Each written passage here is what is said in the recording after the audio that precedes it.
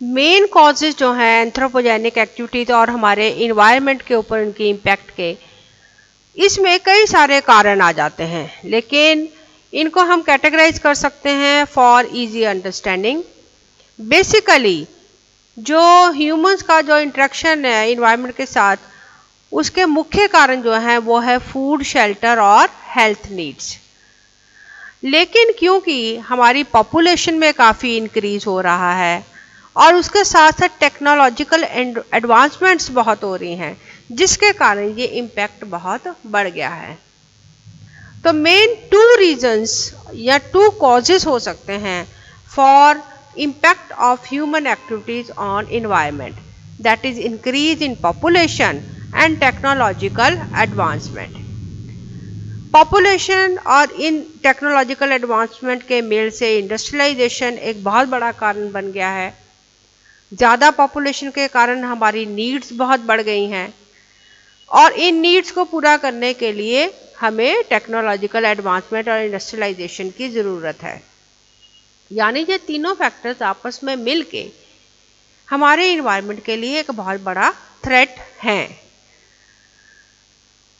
और इनके कारण कई बार हम देखते हैं कि कुछ नेग्लिजेंस हो जाती है, कुछ एरर्स हो जाते हैं, कुछ मिस्टेक्स हो जाती हैं, वो भी हमारे लिए एक एंथ्रोपोजेनिक हैजर्ड बनते हैं।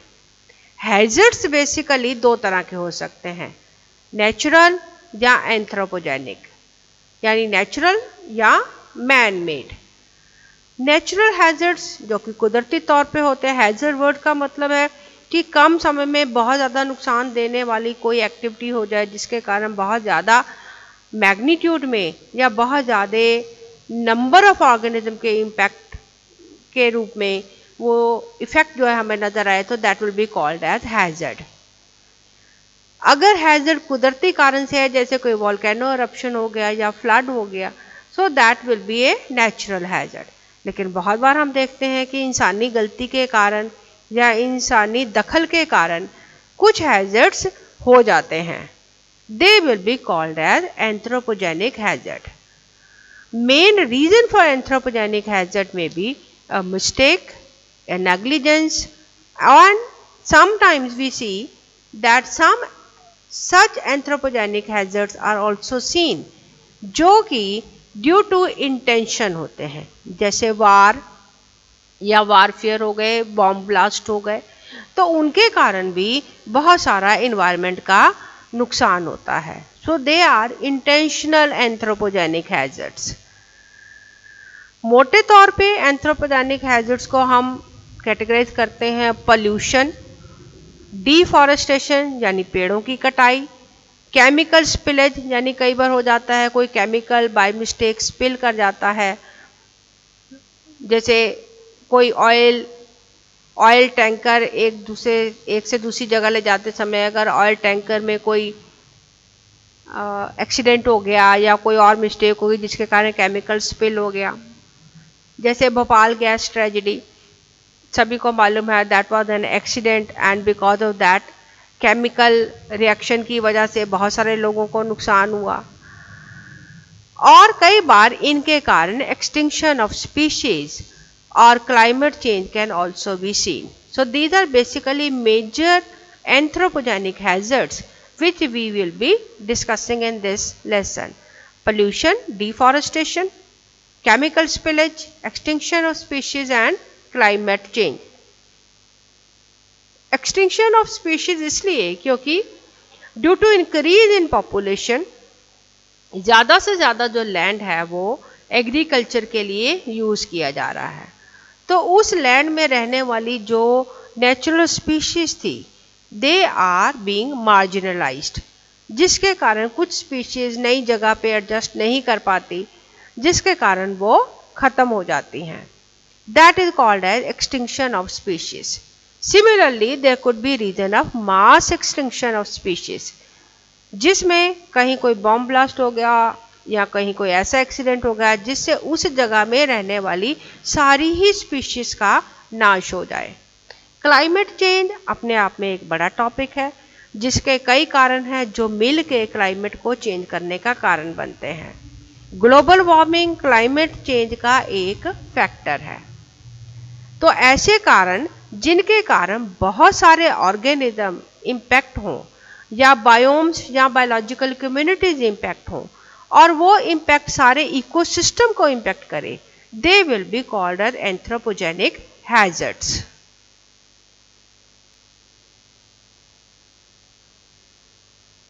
Let us try to understand how relationship between human and environment changed over time. जैसे हम बात कर रहे हैं कि ह्यूमन और एनवायरनमेंट का रिलेशनशिप बहुत पुराना है, जब से इंसान बना है तब से हम एनवायरनमेंट को यूज़ कर रहे हैं, लेकिन ये रिलेशनशिप समय के अनुसार कैसे बदला। सबसे पहले हम बात करते हैं स्टोन एज की, यानी हंटर गैदरर मैन की। हंटर गैदरर मैन वो टाइम पीरियड है जिसमें जो इंसान है बहुत प्रिमिटिव था, यानी उसकी ज़रूरतें बहुत लिमिटेड थी, उसका एनवायरनमेंट के साथ रिलेशनशिप बड़ा बैलेंस्ड और फ्रेंडली था। वो उतनी ही चीज़ें एनवायरनमेंट से अपने लिए लेता था जितनी उसकी उस समय की ज़रूरत थी। लेकिन इस समय पे भी उसने अपने एनवायरनमेंट को इम्पैक्ट करना शुरू कर दिया था, क्योंकि हंटिंग में वो उन्हीं कुछ स्पीशीज़ को यूज़ कर रहा था जिनको मारना आसान था, जिसके कारण ऐसे जानवर जो आसानी से हंट किए जा सकते थे उनके नंबर्स घटे। और इसी तरह जब उसने फूड को गैदर करना शुरू किया तो उसने कुछ ऐसे पौधों को अपने आसपास लगाया होगा जिनसे उनको उसके इस्तेमाल की वस्तुएं मिल रही थी। तो गैदरिंग की वजह से भी उसने कुछ डिफरेंट स्पीशीज को एक से दूसरी जगह ट्रांसफ़र किया होगा, कुछ तरह के प्लांट्स को अपने आसपास उगाया होगा, इससे भी इन्वायरमेंट के ऊपर असर पड़ा होगा। यानी उसका रिलेशनशिप इन्वायरमेंट के साथ बहुत पुराना है और बहुत पहले समय से ह्यूमन बींग्स अपनी ज़रूरत की चीज़ें इन्वायरमेंट से ले रहे हैं। लेकिन फिर भी ये जो रिलेशनशिप था ये काफ़ी फ्रेंडली था, क्योंकि कुदरत में या नेचर में अपने आप को सेल्फ सस्टेन करने की काबिलियत थी। जितना ह्यूमन बींग्स नेचर से ले रहे थे उसके अनुसार नेचर अपने आप को रिप्लेनिश कर पा रही थी, जिसके कारण इन सब एक्टिविटीज़ का नेचर के ऊपर कोई दुष्प्रभाव नज़र नहीं आया। हालांकि इम्पैक्ट इसका उस समय भी था। इस समय भी इंसान कंप्लीटली डिपेंडेंट था इन्वायरमेंट के ऊपर, लेकिन वो अपने इन्वायरमेंट को बुरे तरीके से या एडवर्सली इफेक्ट नहीं कर रहा था। तो इसलिए इस रिलेशनशिप को मोटे तौर पे फ्रेंडली माना जाएगा। दूसरा काल आया pastoral age and animal domestication का, यानी वो समय जब इंसान चरवाहों की तरह जीवन व्यतीत करने लगा और उसने कुछ एनिमल्स को डोमेस्टिकेट किया, उन जानवरों को पालतू बनाया। तो ये भी एक टाइम पीरियड है जिसमें ह्यूमन बींग्स ने अपने नेचर को इम्पैक्ट किया। चरवाहों के रूप में उसने कुछ खास तरह के एनिमल्स को अपने आसपास रखा। चरवाहों के रूप में उसने कुछ एनिमल्स की पॉपुलेशन को बहुत ज़्यादा बढ़ने दिया।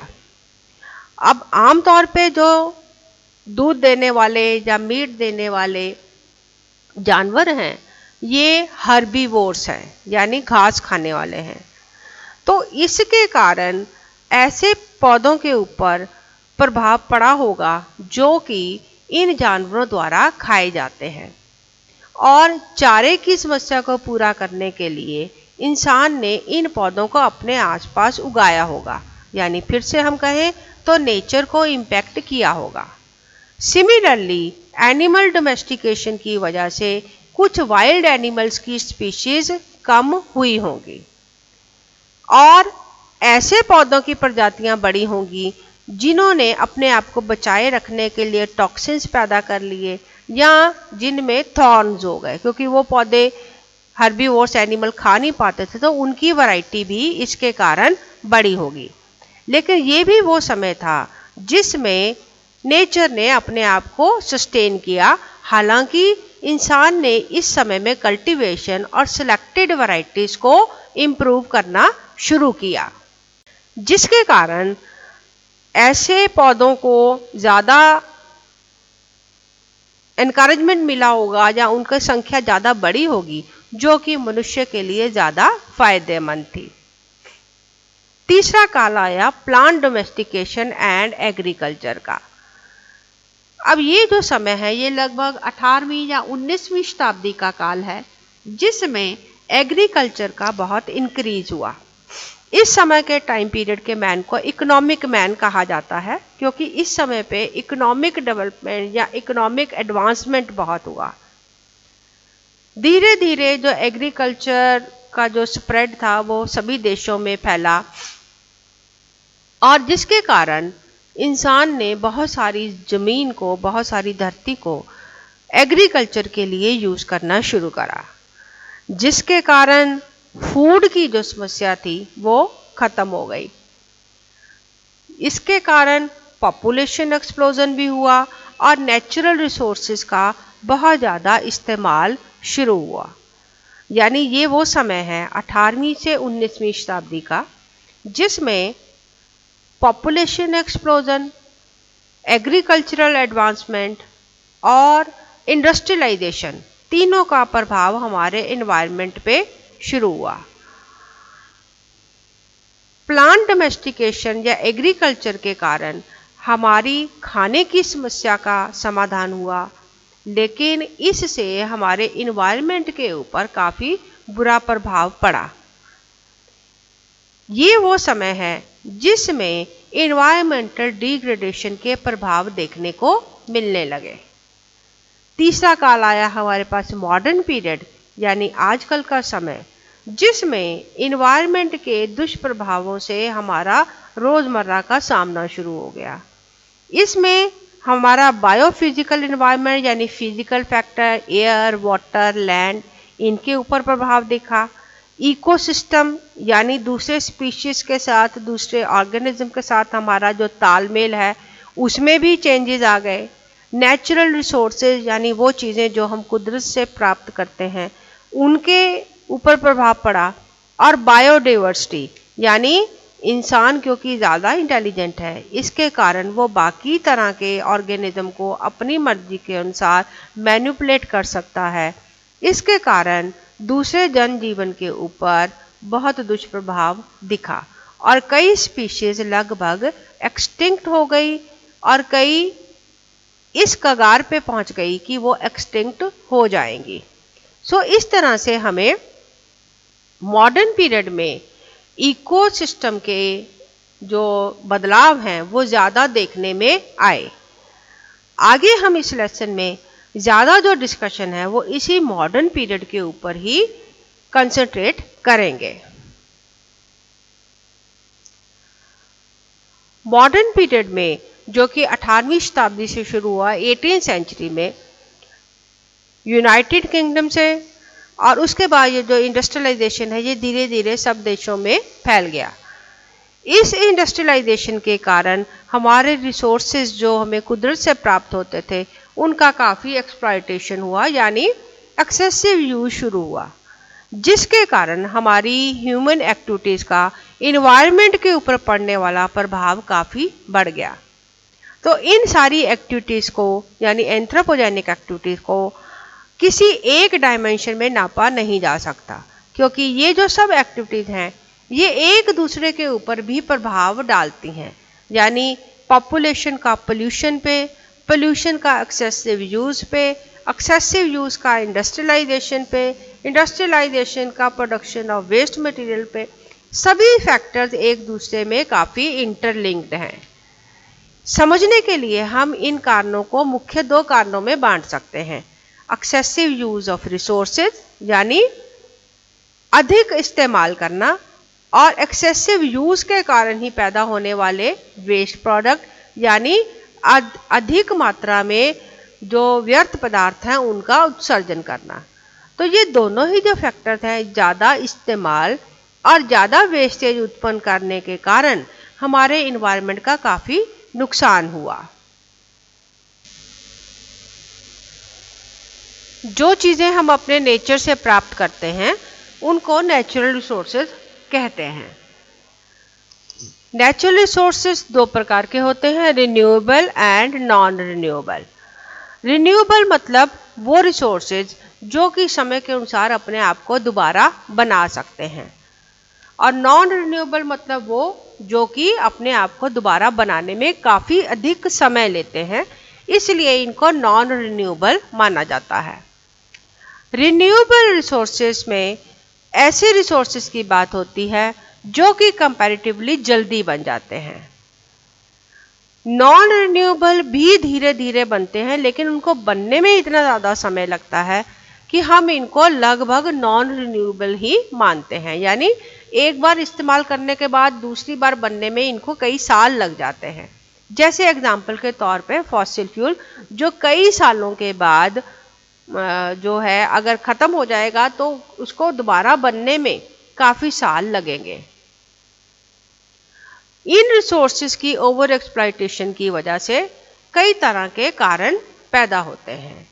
कुछ रिसोर्सेज जो कि नॉन रिन्यूएबल हैं वो समय के अनुसार ख़त्म हो जाते हैं, और कुछ रिसोर्सेज ऐसे भी हैं जो पूरी तरह से तो ख़त्म नहीं होते क्योंकि वो पूरी तरह से कंज्यूम नहीं होते, नॉट एंटायरली कंज्यूम्ड, लेकिन उनकी क्वालिटी में काफ़ी गिरावट आ जाती है और वो आगे इस्तेमाल के लिए अनफिट पाए जाते हैं, जैसे एयर एंड वाटर।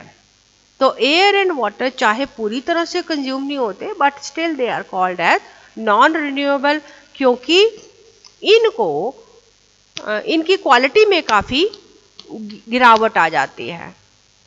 1980 से 2005 तक 25 सालों में जो पॉपुलेशन है that has increase from 4.44 billion to 6.49 billion, और इस दौरान जो बायोमास, फॉसिल फ्यूल, मेटल और मिनरल्स हैं, इस तरह के नेचुरल रिसोर्सेज का एक्सट्रैक्शन 50% तक बढ़ गया। यानी जितनी ज़्यादा पॉपुलेशन उतना ज़्यादा यूजेज, उतना ज़्यादा एक्सट्रैक्शन, उतना ज़्यादा लोड हमारे इकोसिस्टम पे। सिमिलरली वाटर के बारे में, वाटर जो है ये मेनली यूज़ होता है डोमेस्टिक पर्पसेस के लिए, एग्रीकल्चर, इरिगेशन के लिए, इंडस्ट्री के लिए और एनर्जी जनरेशन के लिए, और सिर्फ ह्यूमन बींग्स के लिए नहीं, प्लांट्स के लिए, दूसरे एनिमल्स के लिए भी वाटर उतना ही इम्पॉर्टेंट है। और वाटर हमारे क्लाइमेट को कंट्रोल करने में भी बहुत इम्पॉर्टेंट है, क्योंकि पानी से इवेपोरेशन होता है, इवेपोरेशन से क्लाउड्स बनते हैं, रेन बनता है, जिससे हमारा क्लाइमेट कंट्रोल होता है। सिमिलरली ग्राउंड वाटर ये प्लांट्स के लिए भी इम्पॉर्टेंट है, इससे जंगल्स बनते हैं, इससे बाकी एनिमल्स को प्रोटेक्शन मिलता है। सो इस तरह से वाटर जो है ये हमारे लिए और हमारे इकोसिस्टम के लिए बहुत इम्पॉर्टेंट रिसोर्स है। लेकिन ड्यू टू ह्यूमन एक्टिविटीज़ क्या देखते हैं कि वाटर का जो कंजम्पशन है ये पिछले 50 सालों में 3 गुना हो गया है, और ये जो 3 गुना इसका इंक्रीज हुआ है ये सिर्फ पॉपुलेशन की वजह से नहीं, इस वजह से भी हुआ क्योंकि हमारा जो पर पर्सन कंजम्पशन है दैट हैज़ इंक्रीज्ड। अब पर पर्सन कंजम्पशन में हमारी सभी तरह की नीड्स आ जाती हैं, चाहे वो डोमेस्टिक हो, एग्रीकल्चरल हो, इंडस्ट्रियल हो या एनर्जी की हो। यानी ओवरऑल अब हर पर्सन के लिए हमें ज़्यादा पानी की ज़रूरत है। UN world report development report आती है एक, जिसमें 2019 की UN world water development report में ये कहा गया है कि 1980 से लेकर अब तक लगभग हर साल 1% पानी की कंजम्पशन में इंक्रीज देखी जा रही है। और अगर हम इसको अपनी पॉपुलेशन के साथ भी हम इसको इंटीग्रेट करें और अपने सोशो इकोनॉमिकल डेवलपमेंट के साथ हम इसको तालमेल बिठा के देखें, कंजम्पशन पैटर्न के साथ मिला के देखें, तो 2050 तक 20 से 30% तक मांग अधिक होगी। जितना पानी हमारे पास अवेलेबल है उसके कंपैरिजन में हमारी जो नीड होगी दैट विल बी 20 to 30% मोर। लगभग 2 बिलियन लोग जो हैं वो हाई वाटर स्ट्रेस की कंडीशन में रहते हैं, और लगभग 4 बिलियन लोग ऐसे हैं जो साल में कम से कम 1 महीना, यानी गर्मियों का महीना या कोई ऐसा मंथ जिसमें रेनफॉल कम होता है, उस महीने में बहुत स्ट्रॉन्ग वाटर स्ट्रेस में रहते हैं। तो अगर हमारी पानी की ज़रूरत ऐसे ही बढ़ती रही और हमारा रिसोर्स ऐसे ही लिमिट होता रहा, तो इसके कारण हमारे क्लाइमेट के ऊपर भी चेंज आएगा, और क्लाइमेट के चेंज के कारण जो हमारी नीड ऑफ वाटर है वो फर्दर इंक्रीज होती चली जाएगी। एग्रीकल्चरल एक्टिविटीज ने हमारी जो फूड की प्रॉब्लम थे उसको काफ़ी हद तक सॉल्व किया, क्योंकि ज़्यादा एग्रीकल्चर होने से फूड प्रोडक्शन बढ़ा, जिसके कारण हमारी जो फूड की समस्या है वो कम हुई। लेकिन इसके कारण बहुत सारा हमारा केमिकल्स का भी यूज़ हुआ, क्योंकि ये जो एग्रीकल्चरल एडवांसमेंट है या एग्रीकल्चर या ग्रीन रेवोल्यूशन है, उसका मुख्य कारण अलग अलग तरह की टेक्निक्स और अलग अलग तरह के पेस्टिसाइड्स या केमिकल या फर्टिलाइजर्स जो हमने यूज़ करने शुरू किए, वो इसका कारण था। तो 20वीं शताब्दी की जो मुख्य उपलब्धि ग्रीन रेवोल्यूशन को माना जाता है, उसमें ग्रीन रेवोल्यूशन से फ़ायदा तो हुआ, लेकिन साथ साथ काफ़ी नुकसान भी हुआ। एग्रीकल्चर जो है ये लगभग 70% तक पानी की डिमांड करता है, यानी जितना हमारा वाटर का कंजम्पशन है उसका लगभग 70% एग्रीकल्चरल एक्टिविटीज़ के लिए इस्तेमाल में लाया जाता है। और ये जो इंक्रीज है, ये जैसे जैसे हमारी एग्रीकल्चर इम्प्रूव हो रही है, उसके कारण 15% तक 2050 तक हम एक्सपेक्ट करते हैं कि इसकी नीड और बढ़ेगी। सिमिलरली जो एग्रीकल्चर है ये वाटर पोल्यूशन का एक कारण बनता है, और पेस्टिसाइड्स और फर्टिलाइजर्स जो हम इसमें यूज़ करते हैं ये भी अल्टीमेटली अगर वाटर सोर्स में मिलते हैं तो then again they cause water pollution. Poor farming practices के कारण जो अर्थ है उसका टॉप लेयर लूज हो जाता है, जिसके कारण डस्ट पोल्यूशन होता है।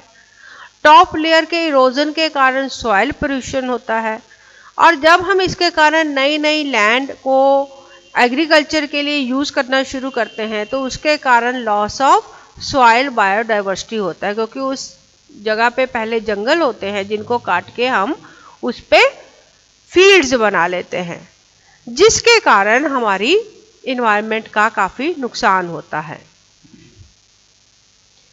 इन पेस्टिसाइड्स के कारण हम इतना नाइट्रोजन अपने इन्वायरमेंट में ऐड कर रहे हैं, जिसके कारण वो जो नाइट्रोजन या नाइट्रोजन फर्टिलाइजर्स हैं ये जब पानी तक पहुंचते हैं तो उसके कारण पानी में नाइट्रोजन कंपाउंड्स की मात्रा बढ़ जाती है, जिसके कारण जो पानी में रहने वाले पौधे हैं उनमें एक्सेसिव ग्रोथ होने के कारण it leads to drying of water bodies, यानी क्योंकि उसमें ज़्यादा पौधे ऐसे अगर हो जाएं जो कि उस पॉन्ड की सतह पे पलते हैं या उसके वहाँ पर ग्रो करते हैं, तो उसके कारण ज़्यादा इवेपोरेशन होता है, जिसके कारण वाटर का लॉस होता है। तो यानी एग्रीकल्चरल एक्टिविटीज़ काफ़ी हद तक वाटर पोल्यूशन के साथ जुड़ी हुई हैं।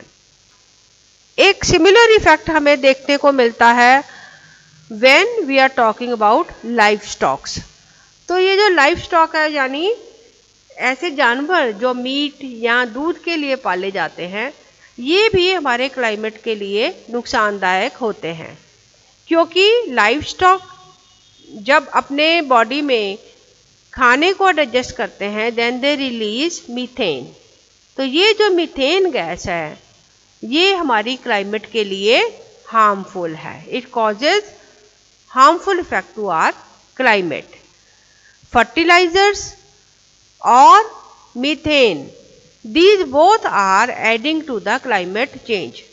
टेक्नोलॉजी और इन्वायरमेंट का सीधा संबंध इसलिए भी बैठता है क्योंकि टेक्नोलॉजी जैसे जैसे एडवांस हो रही है वैसे वैसे इन्वायरमेंट का डिग्रेडेशन बढ़ रहा है। 1760 से 1840 का जो टाइम है ये इंडस्ट्रियलाइजेशन का ईरा माना जाता है। इसमें सभी फील्ड में, चाहे वो ट्रांसपोर्ट हो, इंडस्ट्री हो, एनर्जी कम्युनिकेशन हो या मैन मेड मटीरियल्स हो, सभी में काफ़ी हद तक टेक्नोलॉजी का यूज़ शुरू हुआ, जिसके कारण इन्वायरमेंट का बहुत ज़्यादा डिग्रेडेशन हुआ। WHO के अनुसार जो 6 मेजर पोल्यूटेंट्स हैं वो हैं हमारे particulate pollution, ground level ozone, carbon monoxide, sulphur dioxide, nitrogen oxide और लेड। और ये सारे ही पोल्यूटेंट जो हैं इनका एडिशन टू इन्वायरमेंट बढ़ जाता है अगर टेक्नोलॉजी का रोल इसमें देखा जाए। इन 2020 environmental and health impact of air pollution का एक रिव्यू छपा जिसमें ये माना गया कि जितनी पोल्यूशन अभी है उसका 80% जो हिस्सा है वो लार्ज स्केल पर ह्यूमन एक्टिविटीज़ के कारण आता है। और ये लार्ज स्केल एक्टिविटीज़ हैं ये इंडस्ट्रियल सेक्टर में, पावर सेक्टर में या पेट्रोकेमिकल या केमिकल फर्टिलाइजर्स के सेक्टर में और मेटलर्जी के सेक्टर में सबसे ज़्यादा है। The impact of technology on environment and how environment technology could save our planet 2019 में एक रिव्यू पब्लिश हुआ जिसमें यह माना गया कि करंटली हम जिस पीरियड में रह रहे हैं, जिस समय में रह रहे हैं, उसमें टेक्नोलॉजिकल डेवलपमेंट से हमारी लाइफ काफ़ी सुधर गई है, रेवोल्यूशनलाइज हो गई है। लेकिन इस समय हमें ये नहीं भूलना चाहिए कि इसके साथ साथ इससे हमारे पर्यावरण पे, हमारे क्लाइमेट चेंज पे और रिसोर्सेज की अवेलेबिलिटी के ऊपर भी बहुत बुरा प्रभाव पड़ा है। टेक्नोलॉजी एयर पोल्यूशन के लिए और वाटर पोल्यूशन के लिए दोनों के लिए रिस्पॉन्सिबल है।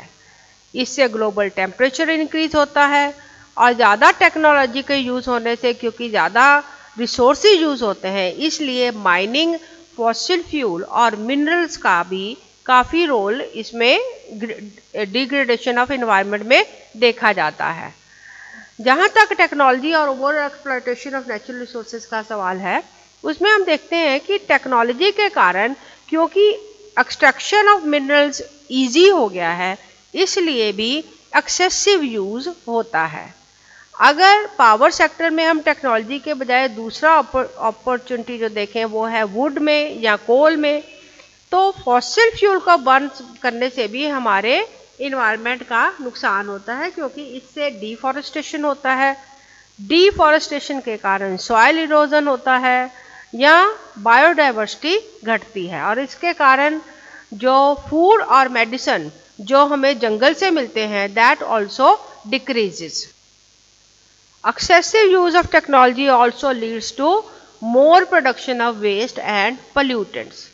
सबसे ज़्यादा वेस्ट और pollutants पैदा करने वाले जो कारक हैं वो है वास्ट सेक्टर, इंडस्ट्री, एग्रीकल्चर और एनर्जी प्रोडक्शन।